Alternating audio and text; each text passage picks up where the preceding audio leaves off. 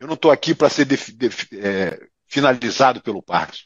Eu estou aqui para lutar contra o Parkinson, ser feliz, ser positivo, mostrar que isso é uma diversidade que muita gente pode ter, porque todos nós temos adversidade. Rickson Gracie, um dos maiores mestres que temos aqui na nossa humanidade. Se você não tem nenhum contato com o Rickson, eu vou resumir. Se você não é do mundo da luta, não curte luta, se você nunca assistiu nenhuma luta, o Rickson Gracie é um dos maiores mestres que a gente tem, porque ele é um cara brabo, guerreiro, corajoso, ao mesmo tempo extremamente equilibrado, com um estilo de vida super regrado. Quando eu fiquei sabendo que o Rickson estava com a doença de Parkinson, eu fiquei desolado por muitos motivos que eu já vou compartilhar com vocês.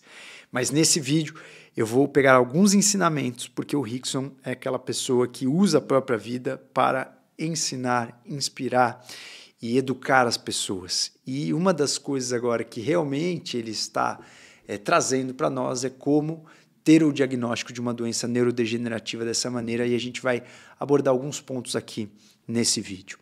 Primeira coisa, se você não é do mundo da luta ou não conhece o Rickson, esse cabra é um cabra muito brabo, esse é um mestre mesmo, que ele é praticamente invicto, existem algumas teorias que ele tem mais de 400 lutas, né, contando com desafios ali off-label, e praticamente nenhuma derrota.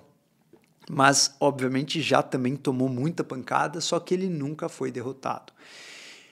Então, obviamente, existem algumas diferenças de números, isso não importa, importa que ele realmente é um mestre. Ele é um mestre dentro do tatame, ele é um mestre no jiu-jitsu, ele é um mestre no MMA, e ele é um mestre da vida. O Rickson já passou poucas e boas, perdeu um filho, você vê o Rickson entrando, né, nas lutas, nos rings, a nível de concentração dele.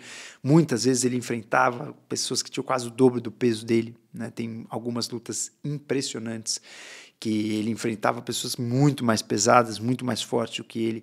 O nível da concentração, ele é um dos poucos atletas realmente, né, da época dele, hoje em dia já tem um pouco mais, mas da época dele, que usava o pranayama, a respiração, para ele acalmar a mente, para ele ter tranquilidade, para ele controlar o medo. E ele sempre fala, o medo não é uma coisa que você não deve ter, o medo é um melhor amigo desde que você saiba trabalhar junto com o medo. E o Rickson é um cara que fez muito isso na vida, e me inspirou muito, assim como inspirou muitas pessoas. Uma das principais motivações de eu praticar a respiração era ver o Rickson fazendo isso. Como é que ele controla a mente para enfrentar uma pessoa desse peso na frente de todo mundo, sendo favorito no Japão, não sei o quê. Enfim, o Rickson é o cara da mente. E quando eu fiquei sabendo que ele estava com Parkinson, eu fiquei desolado por vários motivos. Primeiro, que ele é o cara da mente. Segundo, que é um cara que sempre se cuidou, né? Sempre fez dietas específicas, treino específico. Olha só que interessante o treino do Rickson, né? O aquecimento do Rickson que a gente tem como inspiração, né? O Rickson, ele não só era um cara muito forte, muito preciso, como é um cara muito flexível. Então, ele é um cara que usava o yoga também como parte aí do treinamento da luta. Então, ele tinha essa consciência corporal, alongamento, flexibilidade, equilíbrio, ou seja, um atleta completo. Quantas pessoas nessa época do MMA que ele participava, né? Era, sei lá, Pride, as pessoas eram gigantescas, muito fortes e muito, né, anabolizadas e não sei o quê, não tinha muito essa preocupação com movimento, com leveza, com precisão. Então, o Rickson é um cara completo, ele sempre teve um estilo de vida muito, muito regrado. E isso foi uma coisa que me impressionou muito, né? Quando eu vi a notícia que ele estava com Parkinson, eu fiquei muito reflexivo. E aí fiquei reflexivo. Primeira reflexão que me veio é se, por um acaso, a trajetória de lutas dele contribuiu com a doença de Parkinson ou não. E essa é uma questão que eu vou levantar uma hipótese aqui nesse vídeo, até o final do vídeo. Antes de você continuar nesse vídeo, não esqueça de se inscrever no nosso canal, deixe seu like aí, para um segundo do seu vídeo para deixar qualquer comentário. Se você gosta desse tipo de vídeo, não gosta, se você quer outros assuntos técnicos, se você quer saber sobre nutrópico, se você gosta, se você já acompanhou a trajetória desse mestre Rickson Gracie, escreve alguma coisa aí para saber que você está aí, eu não estou falando sozinho. Feito isso, vamos continuar aqui para o nosso vídeo, que a ideia desse vídeo é a gente trazer algumas reflexões. Então, para começo de conversa, o Rickson é um cara que teve, né, a trajetória de vida dele nos rings. Então, isso era o motivo realmente dele encarar a vida, era o motivo, né, dele fazer tudo na vida dele por isso. E uma coisa interessante, né, que a gente levanta, uma pessoa que sempre gostou tanto de se cuidar, sempre teve tanta autoconsciência, será que em algum momento ele pensou, essa minha trajetória de luta pode, né, me prejudicar? O Rickson, claramente, ele gostava de se cuidar. Ao mesmo tempo, existe um contraste. Você gosta muito de se cuidar, mas você, né, está entrando no ringue para ser machucado. Então, isso é um belo contraste. E aí a gente fica com esse contraste. Pô, será que ele é um cara que preza pela longevidade dele ou preza pela missão, pela luta? E isso é muito bonito de ver em alguns depoimentos do Rickson.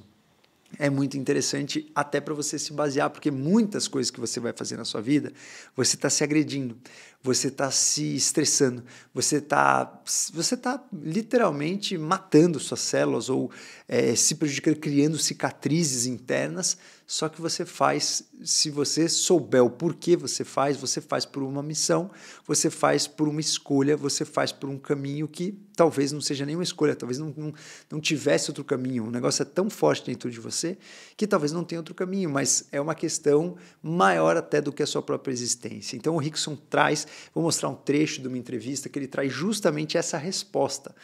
Será que para ele a luta era alguma coisa que tudo bem se sacrificar por ela?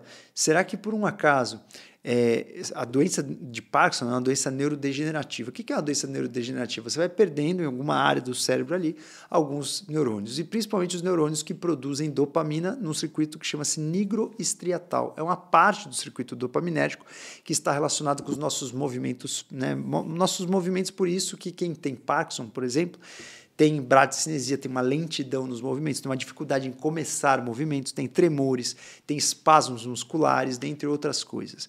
Então, será que por um acaso essa escolha da trajetória de vida dele contribuiu com isso? Alguns artigos que eu vou mostrar para vocês sugerem que pode ter alguma relação, né? A gente lembra do Muhammad Ali, que era um boxeador, que ele teve doença de Parkinson, e a gente começou a talvez deixar no radar que o excesso de trauma na cabeça, lembrando que o cérebro ele parece uma gelatina, o excesso de trauma na cabeça pode, né, ocasionar algumas inflamações que você pode ter algum problema, e vou mostrar para vocês alguns artigos.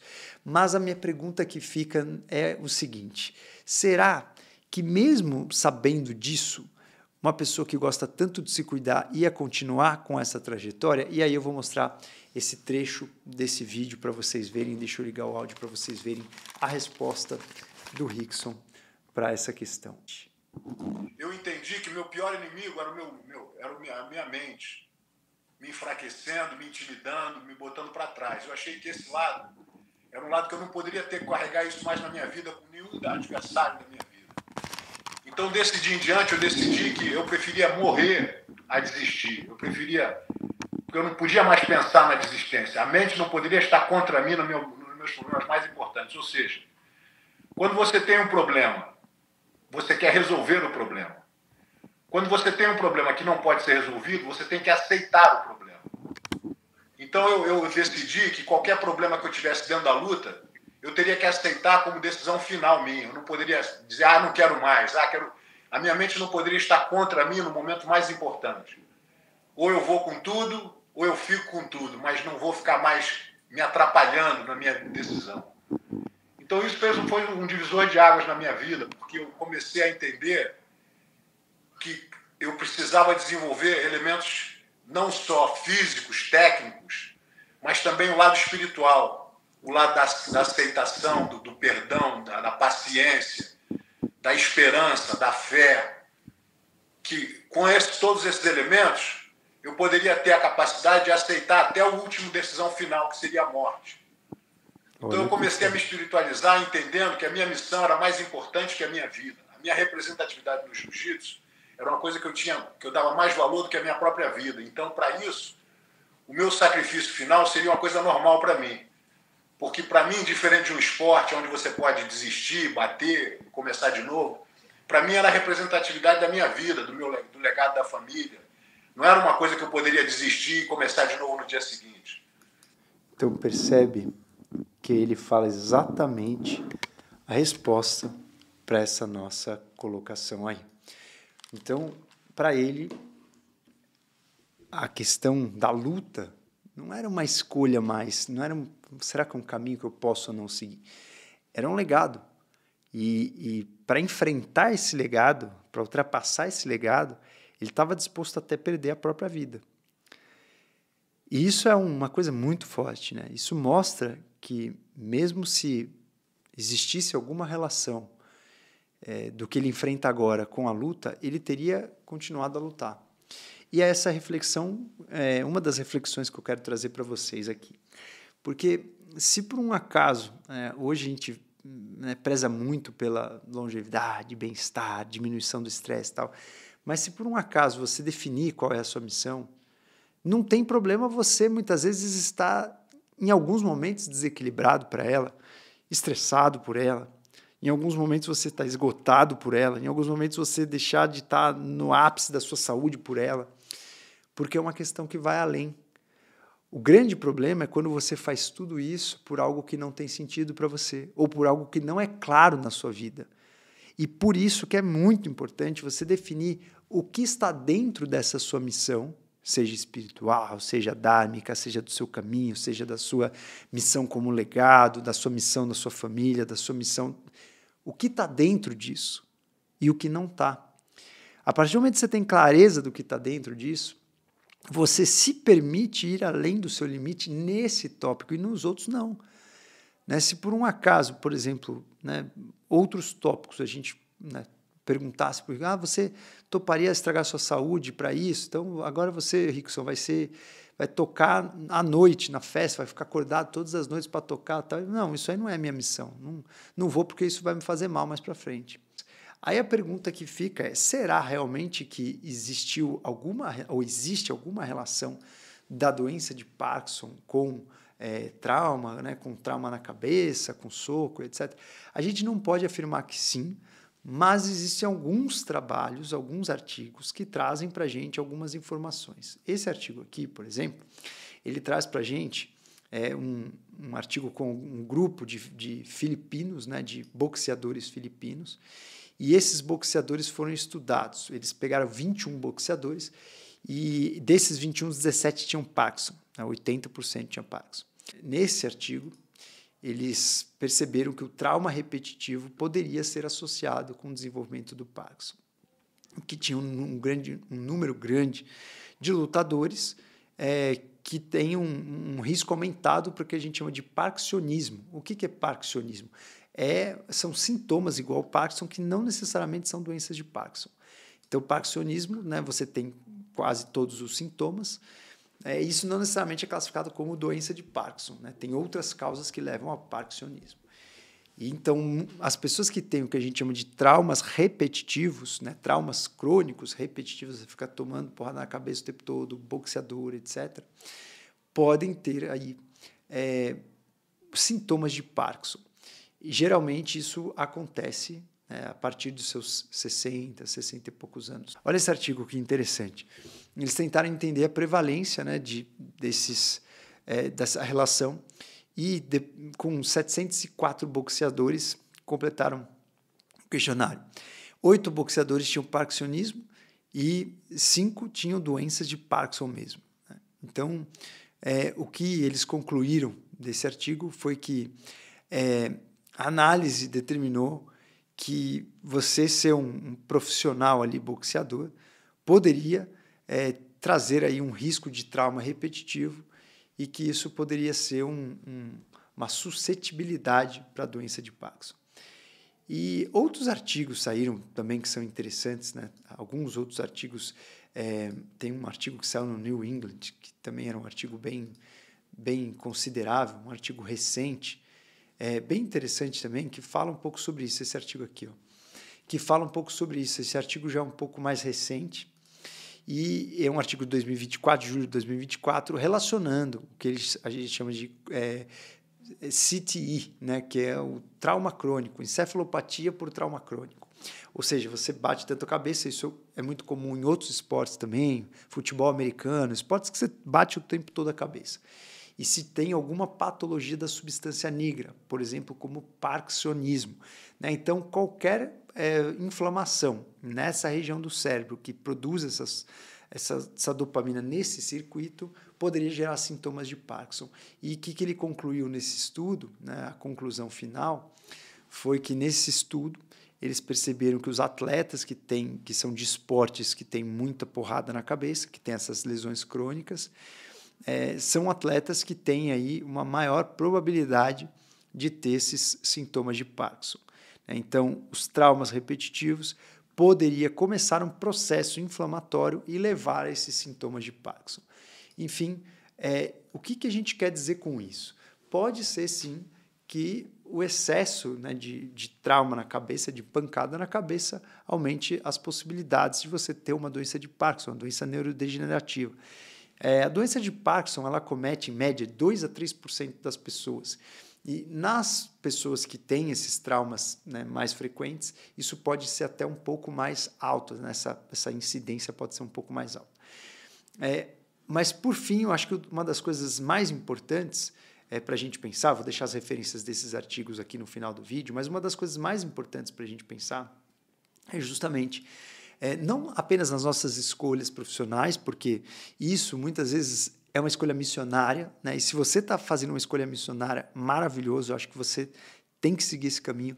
E esses ensinamentos do Rickson, mais uma vez, ele traz para a gente aí muita luz de como é ser um guerreiro, como é ser uma pessoa que está alinhado com a sua missão, como é ser uma pessoa que abraça a sua missão e realmente entende ela de uma forma consciente e traz aí nas palavras essa consciência de falar: eu iria até as últimas vias pelo meu legado, pela minha missão. E isso é uma coisa rara, né? Hoje em dia, é uma coisa que as pessoas têm pouca clareza.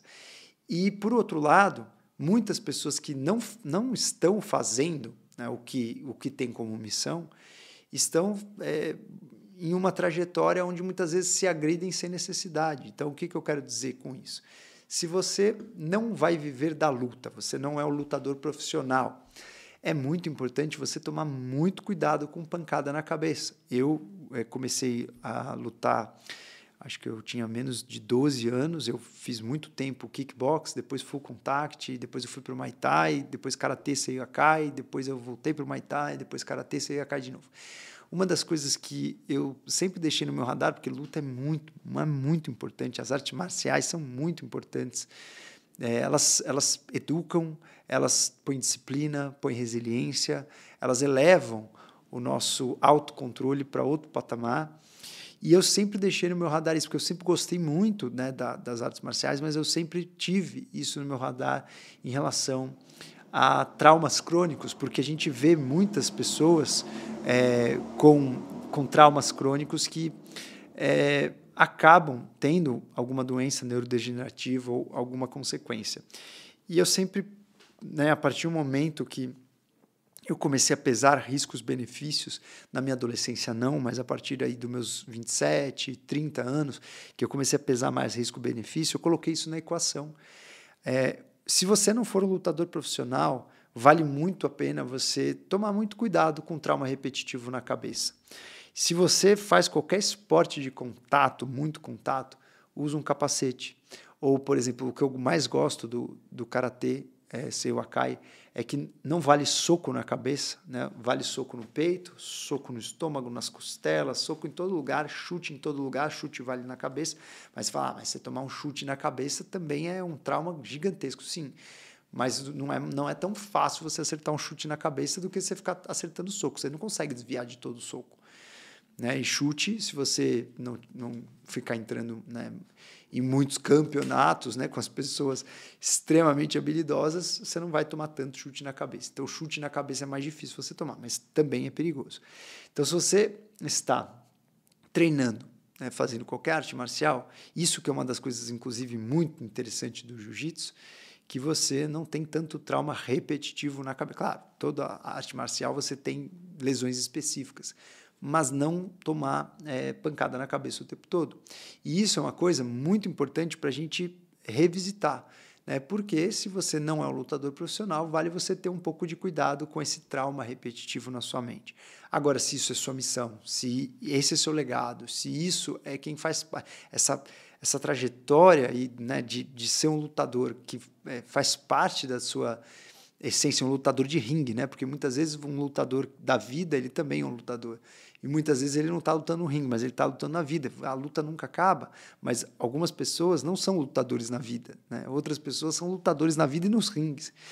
Então, se você, por um acaso, é um lutador fora dos ringues, você tome cuidado nos rings para você não ficar tomando, né, pancada na cabeça o tempo todo. E para finalizar, né, o nosso vídeo aqui, eu queria dar uma sugestão, e justamente uma das coisas que mais me interessou aí nessa história toda foi isso aqui, ó. Vocês deveriam, né, e eu já providenciei o meu, que em breve eu começo, e eu acho muito interessante a gente, né, apoiar e ler esse livro aqui, ó, que é o novo livro do Rickson Gracie, e que justamente traz aí toda essa história do Rickson com Parkinson, porque é muito interessante ouvir de um guerreiro toda essa trajetória aí de sucesso, enfrentamento, controle de medo, vivendo o dia de hoje. Ele traz muitas, mas muitas lições de consciência para nós. Então, O Conforto na Escuridão, Rickson Gracie com o Peter Maguire. É um livro novo que saiu agora em novembro de 2024 e eu sugiro muito a leitura para vocês. De continuar andando, e continuar servindo, e continuar servindo de um exemplo positivo para qualquer um que queira ouvir.